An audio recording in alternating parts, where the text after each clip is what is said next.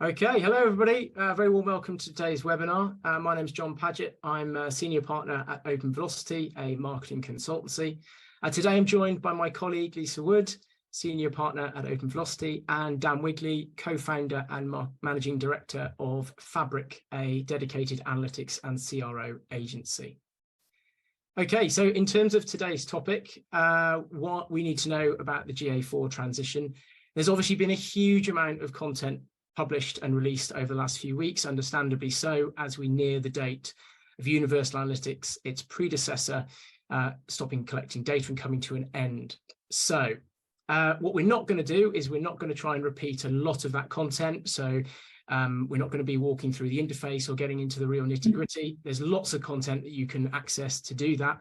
But we are going to try and give you a sense of the most important new features and discussion points, along with layering on that sort of strategic layer of understanding why it's really important to be focused on that data-led decision-making. Okay, if you've got questions yourselves, please do pop them in the chat. We can't promise that in half an hour and the 4 questions that we're going to be tackling, we will get to all of them on this webinar, but anything that we don't get to, we'll answer and pop up on the Open Velocity website next week, along with a recording of this webinar, so you can always watch it back. Before we get to the questions, one last thing to mention, which is Lisa and I sat down with Penelope Bellegarde of the Data Touch back in April, and we looked at data-led decision-making and the importance of that, and we touched on performance frameworks and in developing cultures and a culture for data-led decision-making. So if you've not seen that, please go check it out. It's under the Insights tab on the Open Velocity website. All right, I think that is everything covered off. So Lisa, let me come to you first. Why should businesses be paying attention to the upcoming switch to GA4?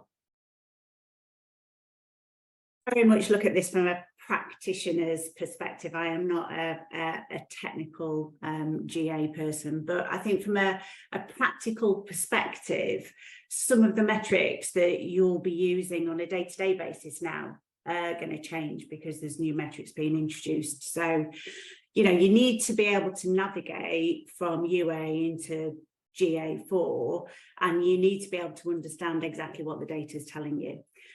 So there are some differences there, like GA triggers an event, 10 seconds, I think is the standard setup. Dan will be able to tell us that, but it's 10 seconds into, you know, the user coming onto the site. So that will start to count as an engaged session, which is quite different. The attribution models are changing as well. So, you know, you're not going to get like-for-like reporting, and so you're going to have to work that through.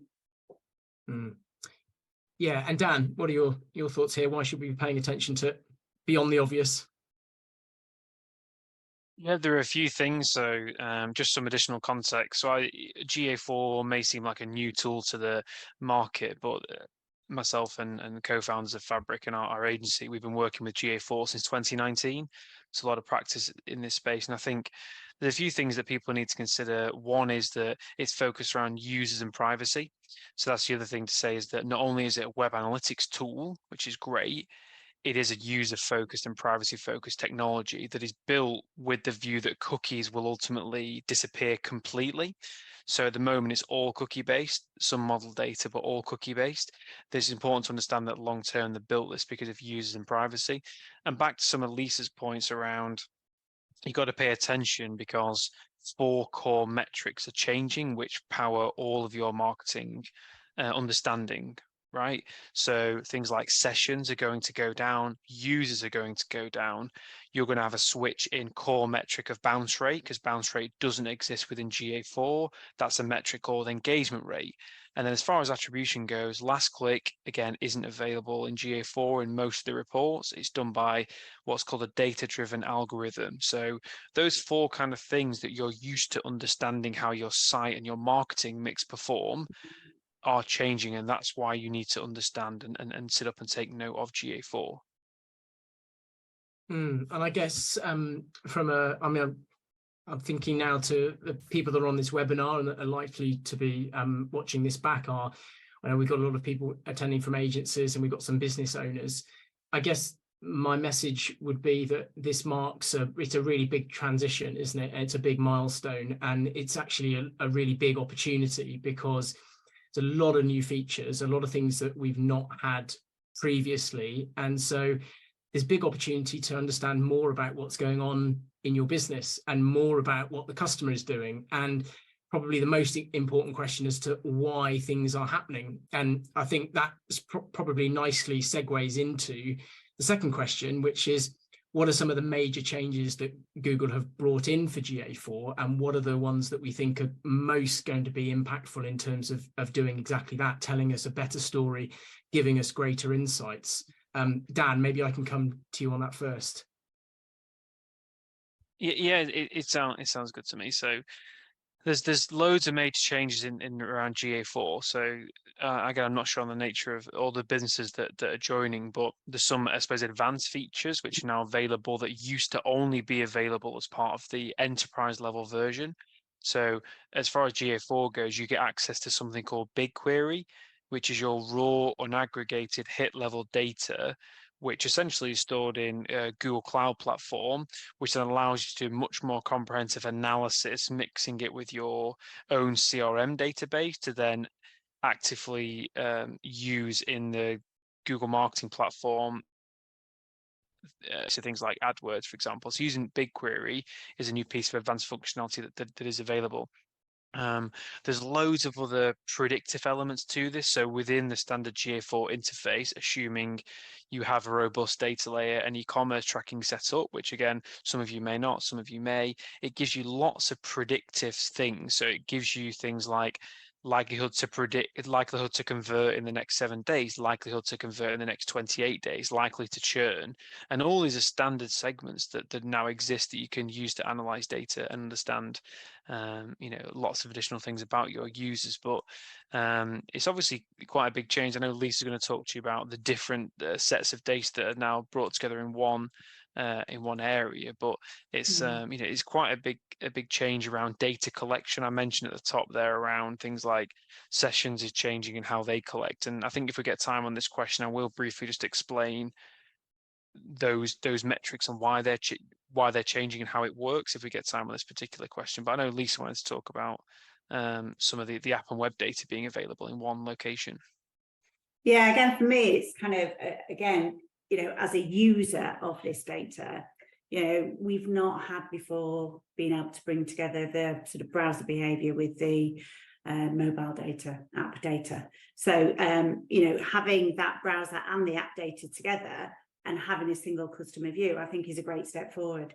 Because you can actually see how customers are using the platforms differently. So I think that's great. The other thing I just wanted to say as well, which again is something I've struggled with in the past, is piecing together the journey across the website.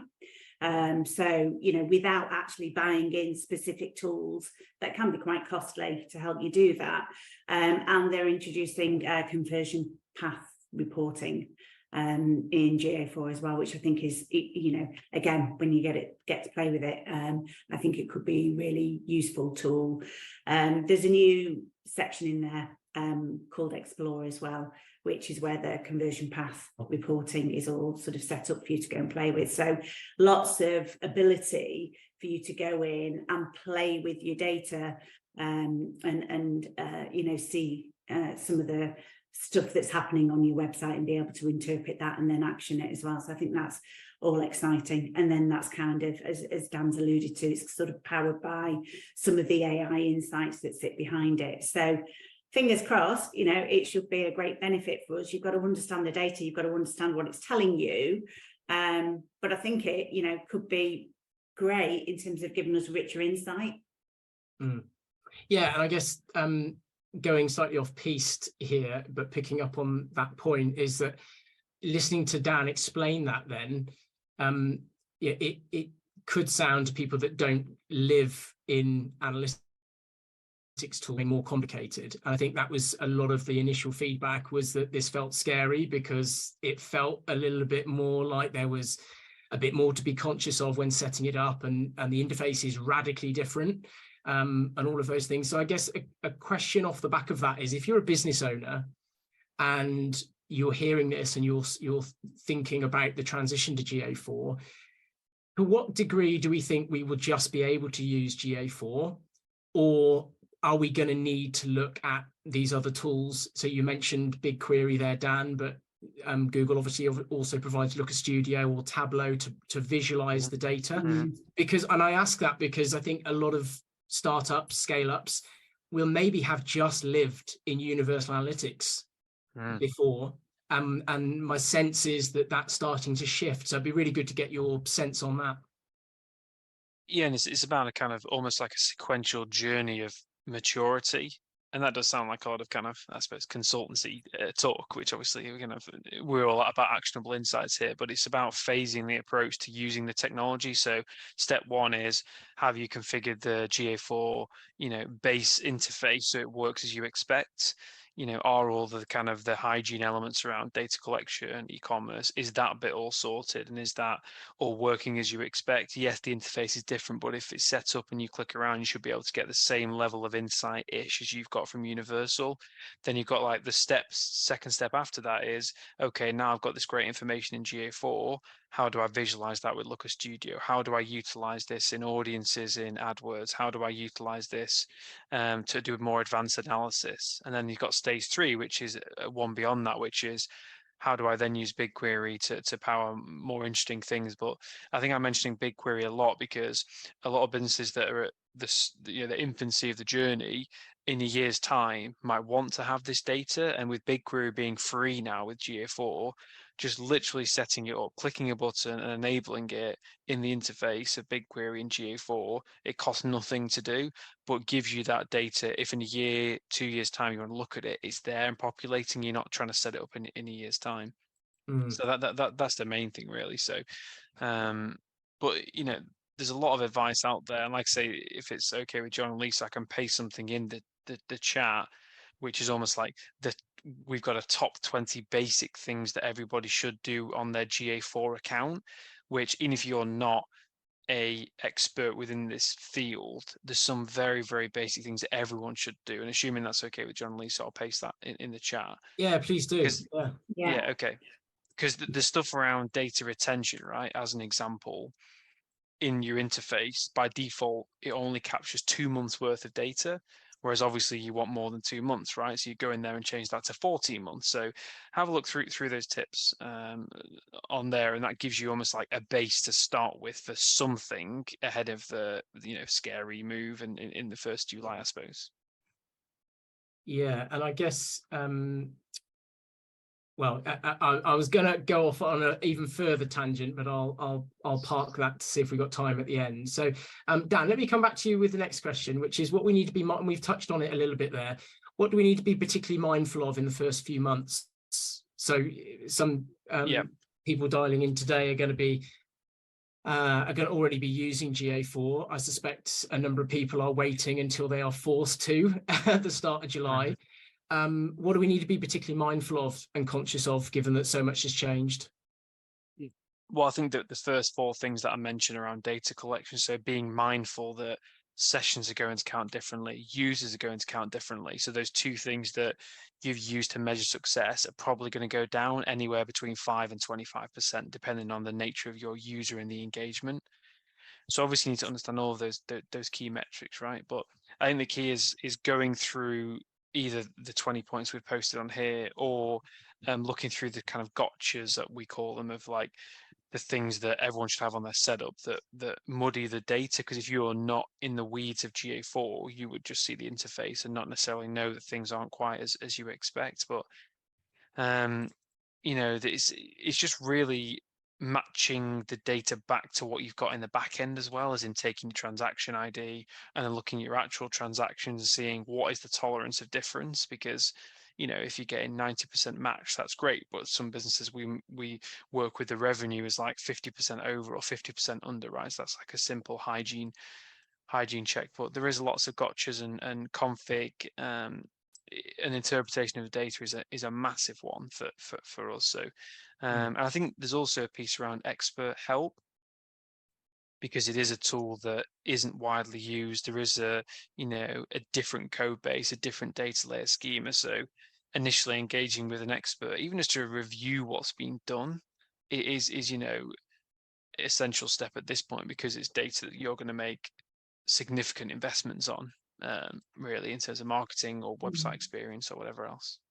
Yeah, and Lisa, let me come to you on that, but just to follow up precisely on that point. Let me throw that question to you, and I'll follow up with a further question afterwards. So back to me. So sorry, John. back to you, Lisa. Yeah. So I think it's similar to Dan, is kind of is making sure that you understand the data, the underlying data. The thing that, I've read a number of articles on GA4, as well as sort of sessions with Dan, etc. But it's making sure that your sources and your mediums and your channel groupings, the stuff that you rely on to know how your traffic's coming to your website, is all that set up properly? Is it properly categorized? And making sure as well, again, I've heard that things can fall into unassigned categories. So go through, check your reports, look at your unassigned, drill into the data, find out actually how it should be categorized, and you do a quick sense check. You've got what your source data was for UA.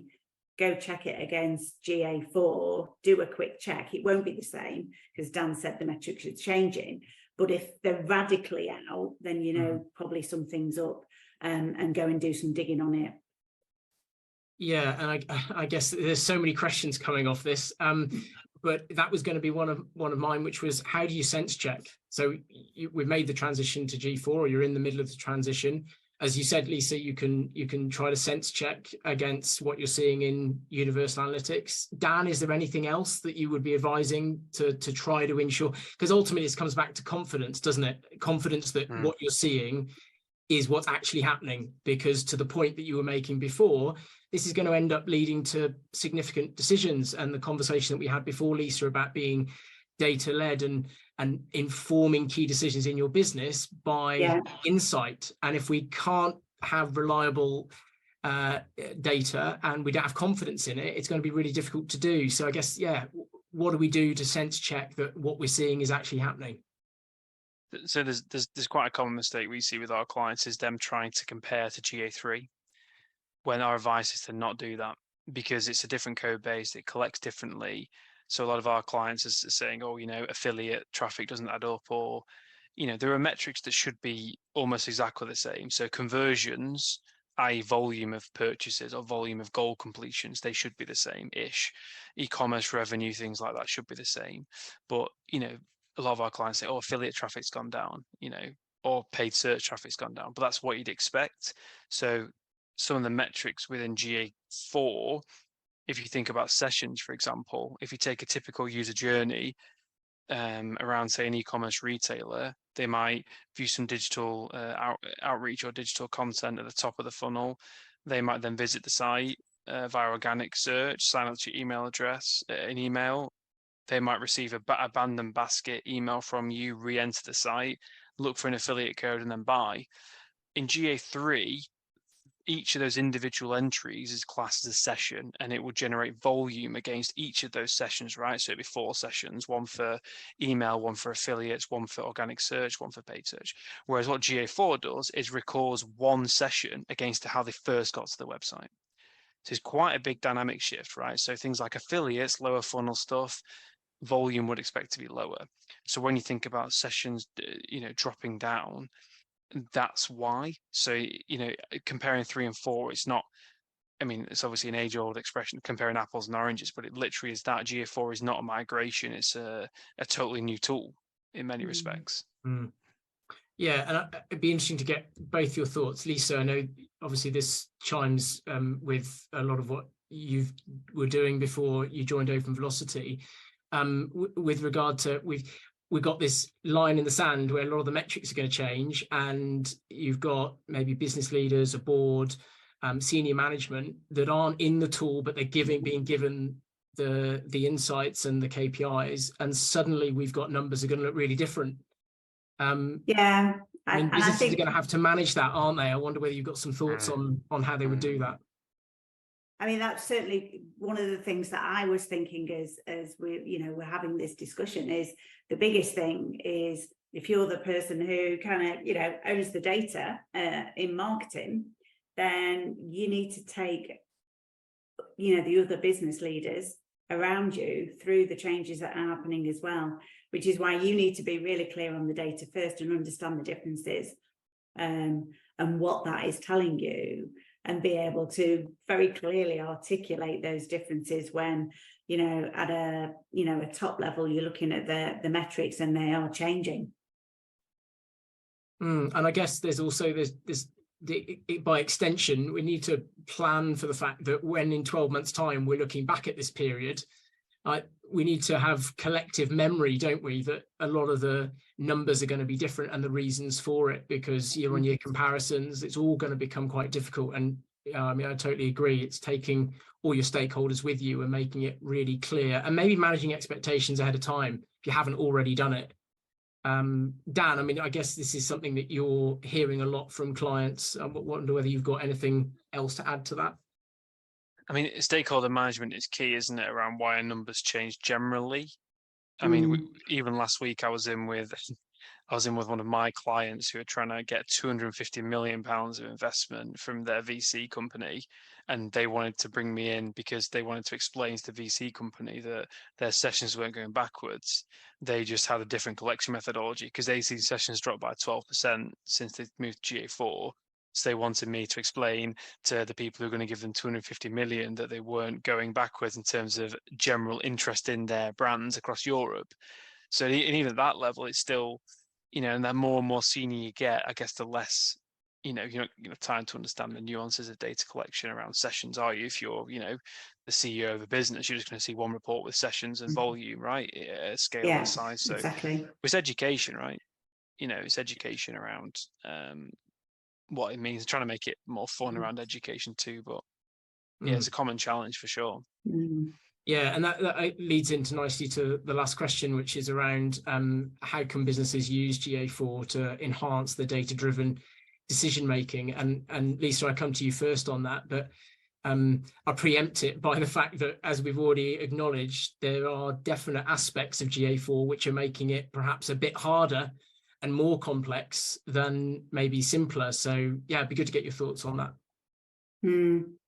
Yeah, I mean, I think it goes back to something I said earlier. I think, once you've got your basics sorted, and your basics sorted, and that you kind of, what you're talking about in terms of your data, then it's got a real potential to give you a much richer understanding. So, that for me is a real bonus, and particularly, I think, understanding those buyer journeys through your website and the app, and whether, again, because you've got both sets of data, are they using them in different ways?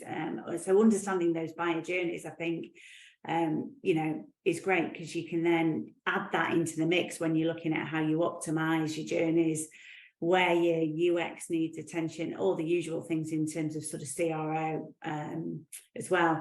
The other point that I just make here as well is sort of the attribution modeling, because I think as marketers, we love a good attribution model, and that is changing as well with GA4.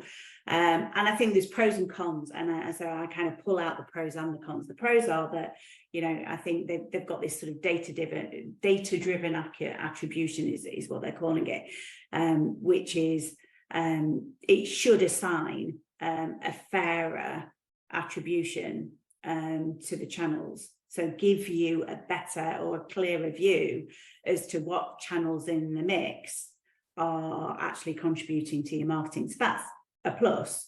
There are, for me, just being a little bit of a cynic, it is a bit black box, and it can make Google's channels look a little rosier than perhaps they may have done So that's the cynic in me, just going, does Google have a vested interest here to make their channels look rosier? And the other thing that, again, has come out of conversations here is that within those attribution models, I believe, and Dan, you can confirm, but some of that direct traffic just gets ignored. Which, and direct, if you're a brand that is driving traffic through brand activity and offline activity, then that can be a real driver to the success of your marketing. So you've got to be eyes wide open on some of this stuff. Yeah, it's an interesting point about Google having the analytics tool and the ad platforms, right? It's a really interesting one. Dan, let's get your thoughts on this. Well, so there's almost two models that are worth noting. So obviously one is the attribution piece, as in, DDA, it's still driven by your data, again, in theory, because obviously you don't get access to the actual data set itself. But when we think about the data-driven attribution model, it's based on your actual data, and it includes the last 50 touch points of how customers engage with your website. So up to a kind of when the cookie expires, the period, which can be 12 months, 24 months, depending on what you've set. So that's obviously, assuming it does as Google tell us it does, it is actually quite meaningful. It's based on your own data. It's based on, an actual 50 touch point engagement across, all the marketing touch points. That's quite good. The other thing we've not touched on is the model data aspect of GA4. So again, assuming everything is set up as, as expected, if a user declines to be collected from a cookie perspective via a cookie banner, Google have a model which powers model data into your GA4 account, even though they didn't actually consent, because what it does, it takes a holdback group of the people who say no, and then applies that to what actually happens across a subset of the data, and then powers that into the account. So your data in GA4, assuming consent mode is set up, is a combination of cookie data, first-party data, and model data. So it's quite interesting, the kind of machine learning aspects becoming more accessible and scalable for the small to medium businesses, really. So it is quite a good change. And again, a further example of the complexity, because you mentioned a few things there that haven't come up before, like consent mode and the DDA, data-driven attribution. So there's lots to get to grips with, and I guess as we look to conclude, if you're really struggling with the setup, I suppose the obvious answer is to seek help. I guess it's not too late. There is, 7-8 days left until Universal Analytics finishes collecting its data.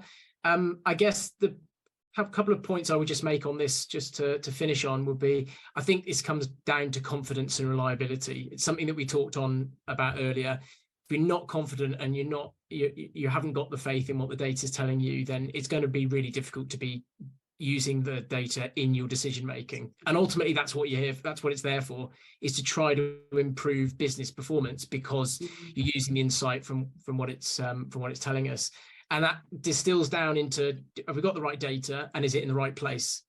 And not that we've got time to go into it, but that obviously has cost implications. There's training, possible skills gaps that you might have. Maybe it impacts future recruitment.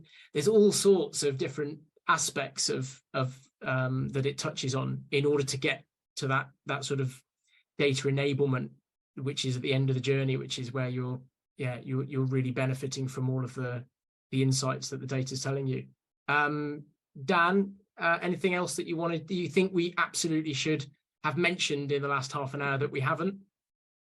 No, I think, obviously I'm biased, right? Because I run a GA4 specialist agency, but the reality is very, very, very few practitioners who have comprehensive experience in this space. We were talking at the start of the call about a genuine lack of resource in this area, and it's obviously interesting for us to be able to help clients, but we're offering free audits on current setups for clients. So if there's anything that can be of use to you, then please reach out. I'm more than happy to help in this space. And ask a specialist, really. But the main thing is there's a lot of materials out there. You can do a lot of it yourself. Like I say, we've obviously got those basic 20 points to get started, but Yeah, the main thing is trying to embrace change. I think a lot of people are grumpy, maybe including myself, about you know, the interface change, right? Yeah, things like that. But they're my kind of closing thoughts. It is a powerful tool, but it is just a different tool. Yeah, yeah. And Lisa, any final thoughts from you? Yeah, for me, it's just it's that education piece about the data. That's the critical thing, is understand what it's telling you. Be confident in that first before you start doing all the other stuff. Yeah, cool. Good advice to finish on. Okay, so well, that's it then for the webinar. So thank you very much to Dan and to Lisa. As always, we will put any answers to the questions that we've had. Will go up on the website next week, along with a recording of this webinar. You can find everything else that we've done, all our previous webinars and our blog posts up on the Open Velocity website. But that's it. We'll see you again soon. Yeah. Thanks. Thanks. Thanks all. Bye now. Bye.